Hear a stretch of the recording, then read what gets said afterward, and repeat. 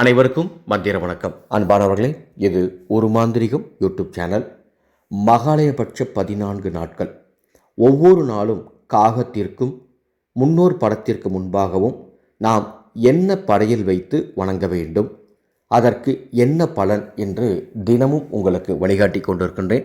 அந்த வகையில் மகாலயபட்சம் 12ஆம் நாள் என்ன படையில் வைக்கலாம் என்பதை இந்த ஆடியோவில் உங்களுக்காக பகிர்ந்துள்ளேன். அன்பு சொந்தங்களே, மகாலய அமாவாசை வருகின்றது. இந்த வருடம் மகாலய அமாவாசை இறந்தவர்கள் ஆத்மா சாந்தி அடைய ஆத்ம மோட்ச தர்ப்பண சாந்தி பூஜை காசியில் நடைபெற உள்ளது.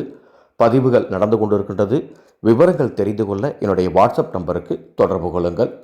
மகாலயபட்சம் 12ஆம் நாள் காகத்திற்கு உணவாக ஏதேனும் பல வகைகளை வையுங்கள். பழம், அது எந்த பழமாக இருந்தாலும் அதை சிறு சிறு துண்டுகளாக நறுக்கி காகத்திற்கு ஏதேனும் பல வகைகளையும் சிறிது தண்ணீரும் வைக்க வேண்டும். அதைப்போல உங்கள் வீட்டில் முன்னோர்கள் படத்திற்கு முன்பாகவும் ஏதாவது ஒரு பழங்கள் மற்றும் ஒரு டம்ளர் தண்ணீர் படையலாக படைத்து முன்னோர்களை வணங்குங்கள். முன்னோர்களின் பரிபூர்ணமான அருள் கிடைக்கும். இந்த சேனலை இதுவரைக்கும் சப்ஸ்கிரைப் பண்ணிக்கோங்க. இது போன்ற பல அற்புதமான ஆன்மீக மாந்திரீக வழிமுறைகள் உங்களுக்கு பதிவிடப்படும். மீண்டும் அடுத்த ஒரு பதிவில் சந்திக்கின்றேன். மாக்காளியே நமக.